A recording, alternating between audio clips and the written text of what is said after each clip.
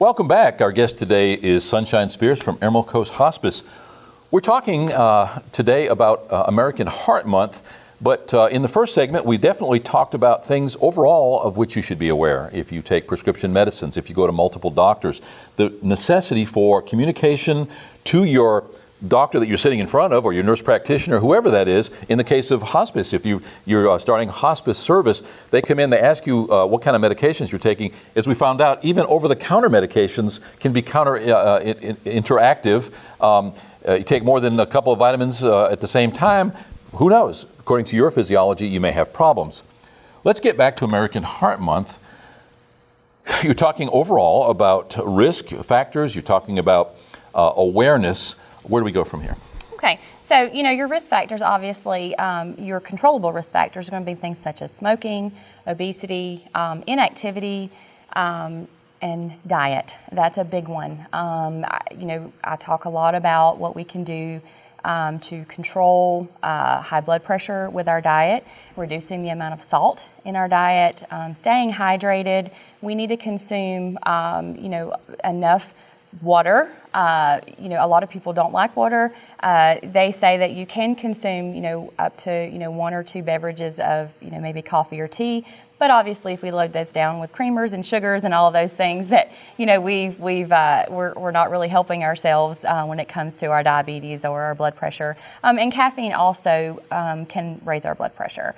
So when a lot of people go to see a doctor or they check their blood pressure at home, it's important to understand that we shouldn't necessarily have caffeinated beverages before we check our blood pressure, because it does make our heart rate go up and also can raise our blood pressure. And so our doctor may assume that our blood pressure is always running high, and they may try to treat us accordingly, and it could necessarily be the fact that you've had caffeine, or that you have white coat syndrome. A lot of people, when they go to the doctor's office, their blood pressure could be higher just because they're a little bit nervous.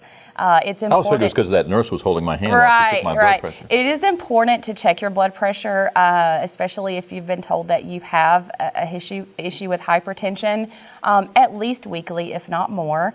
And there are lots of devices and different ways that you can do that at home. We need to make sure that we are comparing that, the electronic wrist cuff or arm cuff. We need to make sure that we're doing that correctly.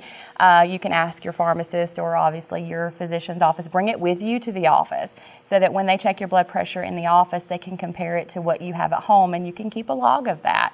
Your doctor's going to want to see what your blood pressure is running at home so he can ensure that this isn't just the fact that you're nervous at the doctor's office. Let's go back to salt. Mm-hmm. Many times they think, okay, well, I just won't pick up the salt shaker, but we're talking about sodium. We're talking about salt and sodium in foods, and that's where the carbonated drinks come in, I think, because there's so much sodium in those. So even if we eliminate table salt completely, if I'm a snacker and I eat potato chips or I eat any number of snack foods, right there, I'm getting a ton of sodium. Fast food typically contains lots of sodium. So talk a little bit about that. Okay, so just because you don't add salt once you get the food to the table does not mean that it's not there. So I have a lot of people go, oh, I don't eat any salt. Well, then I start asking them questions like, do you eat canned vegetables? Well, yeah.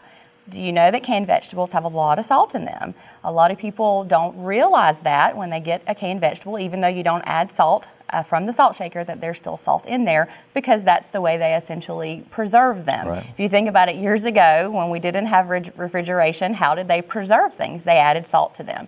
So items that we typically don't have to refrigerate, items that are essentially in the inner parts of the grocery store that don't lie on those outer edges, are things that are going to have a lot of preservatives, and salt's going to be one of those. Beef jerky.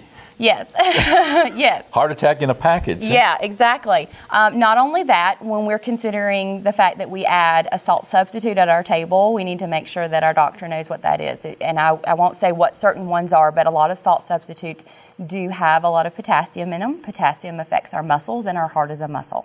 So we need to make sure that our doctor's aware if we're adding any type of salt substitute. What I encourage people to do is shop on the outer skirts of the grocery store. So if you think about it, when you go into a grocery store, vegetables, dairy, you're going to see your fruits, your vegetables, your fresh fruits and vegetables. Now I realize those can get costly for a lot of people.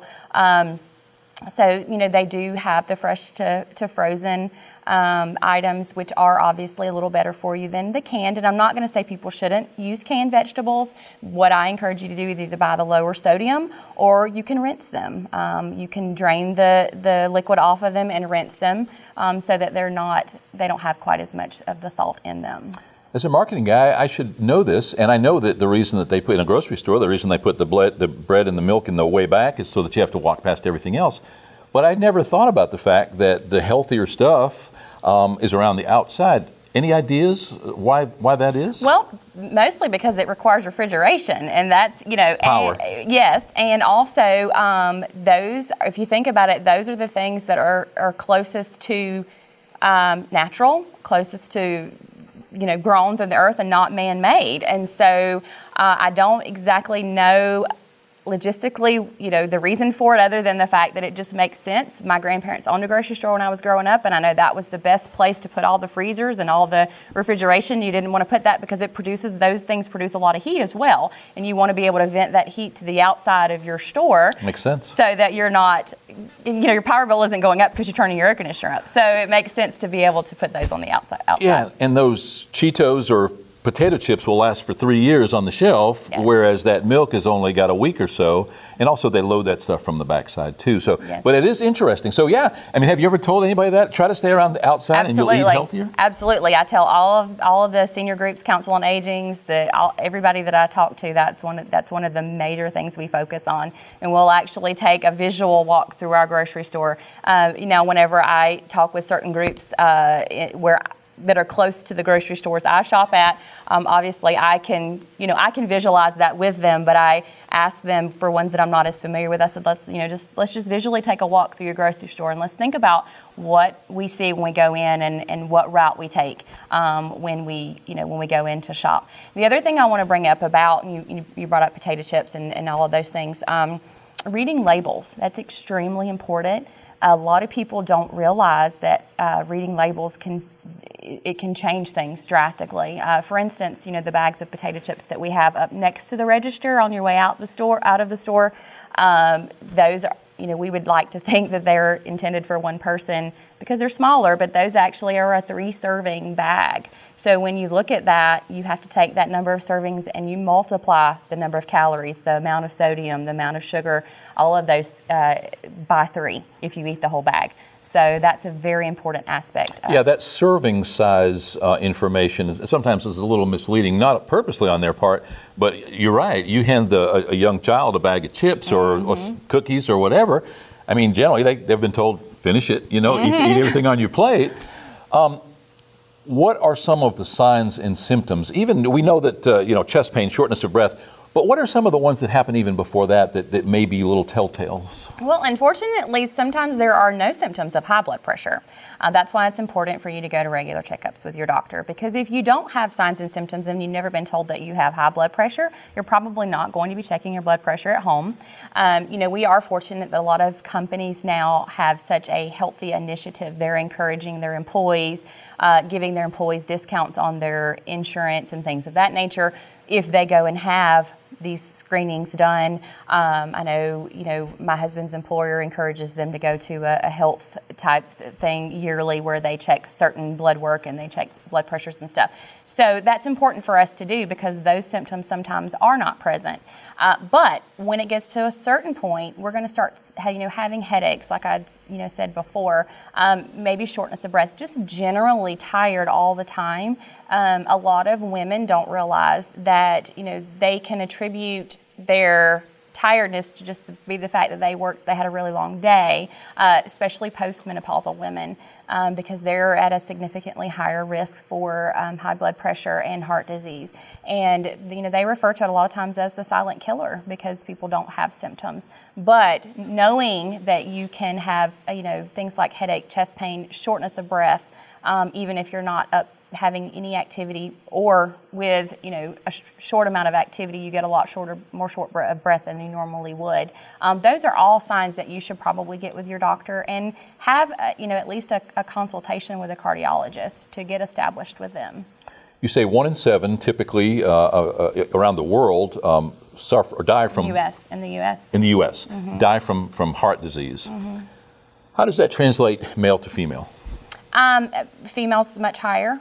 Really? Yes. I don't know. Because they have to put up men with them. Yeah. Well, and for women, signs of heart attack are much different as well. I've actually heard of women who might have earlobe pain, and not to scare anyone, but it can be much different. So if you have symptoms that are just kind of out of the ordinary, it is important to have that checked on, because we would rather know that you are okay and those symptoms are really nothing, rather than you assuming that they're nothing and you not have it checked on, because they can be what we call precursors to a bigger problem, and it needs to be looked at. And women, especially women who carry a lot of weight around the abdominal area, are at a much higher risk for heart disease and heart attack. So. If I've heard it once, I've heard it 100 times from doctors. You need to get more exercise. You need to lose some weight. I don't know that there's anybody that has not been told that once they get past a certain age. Nobody ever gets enough exercise probably. And those who do, Jim Fixx is the one who started the big running craze, and he died of a heart attack. Mm-hmm. So, nothing is going to prevent your body from doing what it's going to do naturally at the end of the day. What's an easy way to tell somebody to exercise?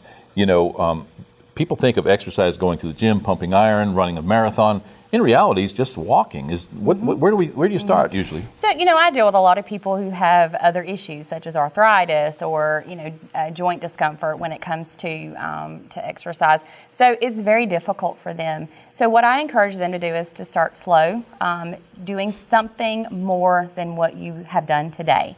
And so, several of my senior groups, they'll start off doing a walk around the lobby, or the general area where we are. And, and I encourage them, do that. If you can only do one lap today, then do one lap today. But you've got to start somewhere. Obviously our weight plays a huge role on our ability to be physically active, and it also plays a huge role on our joint discomfort. So when we're looking at arthritis, for example, a person who is overweight is going to have a lot more joint discomfort. But on the other side of that, the less active they are, the more likely they are to have joint discomfort as well. So you've got to, again, start somewhere, and you got to figure out where to get the ball rolling, and find a support group. Find somebody who can help, go with you and encourage. If it's somebody who is not able to get up and walk and they're in a wheelchair, there are lots of things you can do. Arm raises, just a small 1 or 2 pound hand weight, things like that.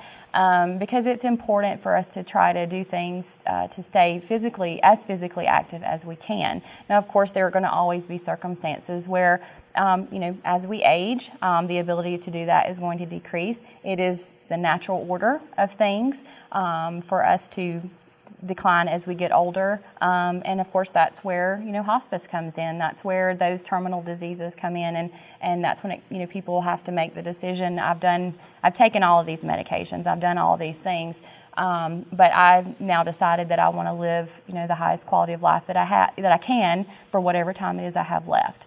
So doing everything you can for those controllable risk factors, and the ones that you can't control, you can't stress yourself about, because stress obviously does increase our chances of high blood pressure and heart disease as well. So, our guest today is Sunshine Speers from Emerald Coast Hospice. We're talking about American Heart Month.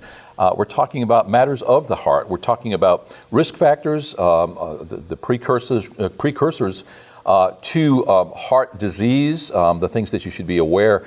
When we come back, we're going to talk a little bit about some of your upcoming events. Emerald Coast Hospice always out there in the community, always has special focused events which bring attention to just those matters, one of which we're speaking of today. So when we come back, we're going to talk to Sunshine Speers about Emerald Coast Hospice and their upcoming event calendar. We'll be right back.